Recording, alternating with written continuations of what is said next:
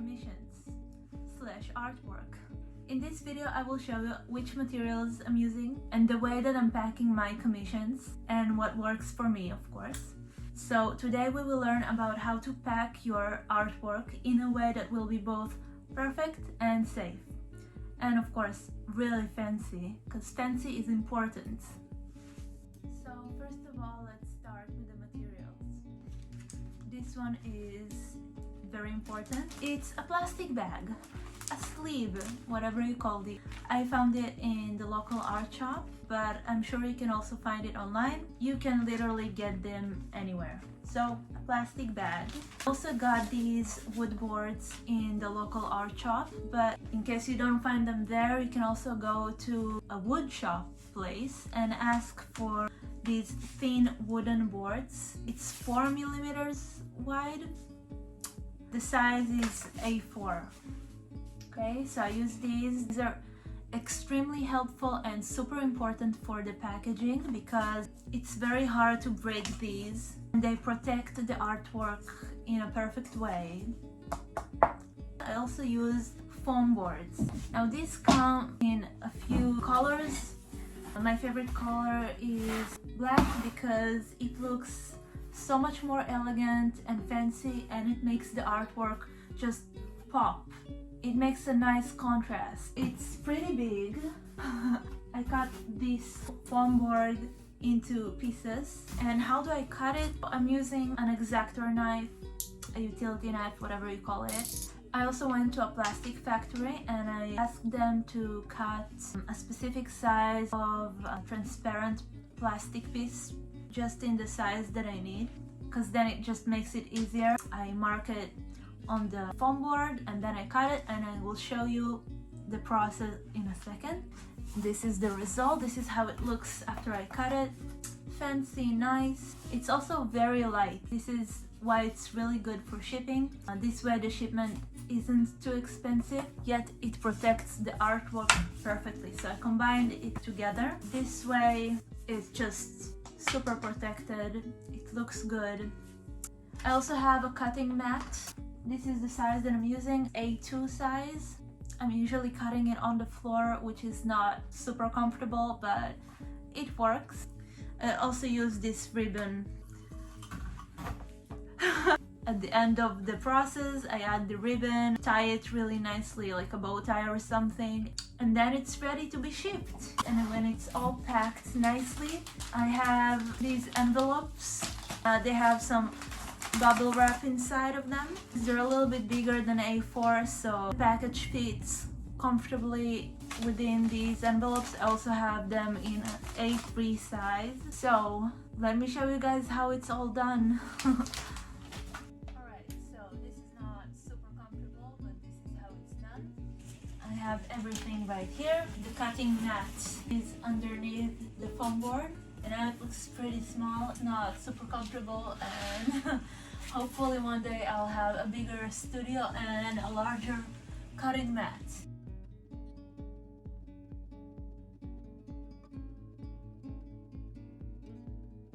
now after I marked the foam board, I'm using a metal ruler and my utility knife. So this process should be done very carefully. Just make sure you cut very slowly, that you're holding the ruler very steadily and that you don't move, because otherwise you might cut yourself, which is not good, so don't do it, okay?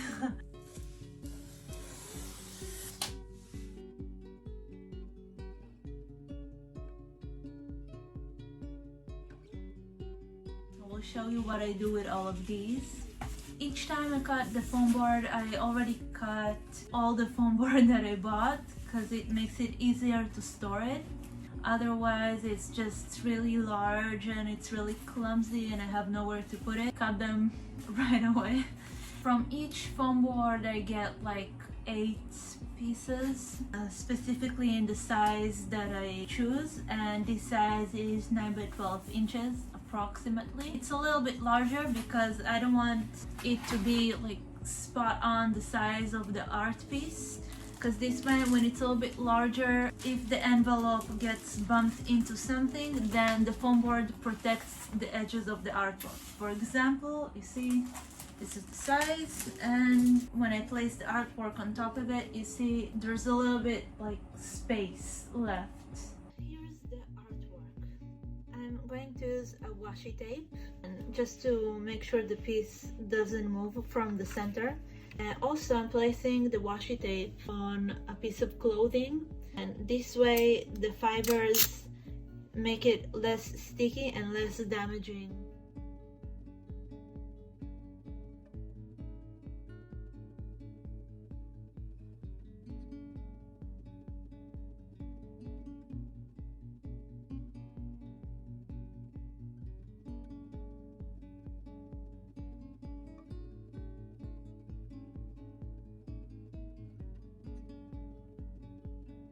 I bought this sleeve so it will be exactly in the right size. You can buy a larger sleeve and then fold it.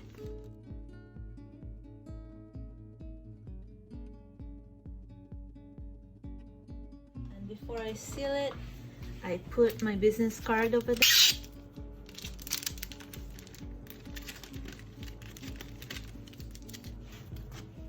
Right. And now look at it. It's so shiny and perfect. The next part is to put another foam board piece on top of the artwork. And before I do that, I add a few prints.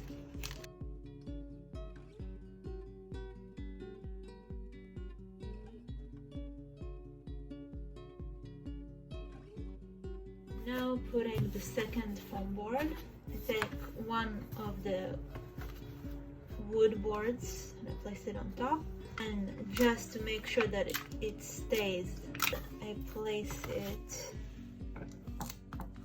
over the edges. Now I do that because I don't want the wood board to move around. I want it to stay at the center.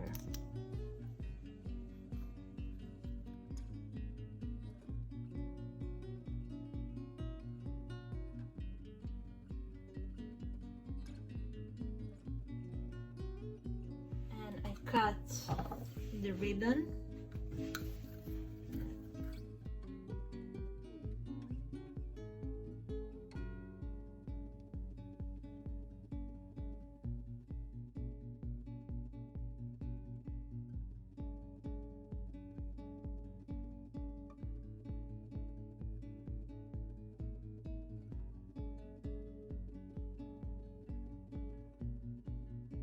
And now I'm adding a few things to it.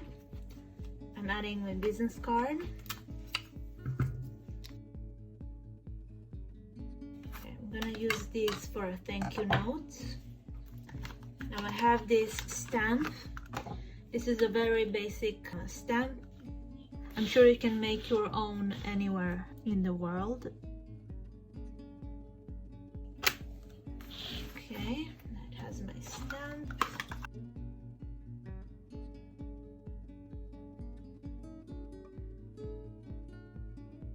Okay, so I'm usually putting the thank you note over here, using a sparkly washi tape to hold it on the spot.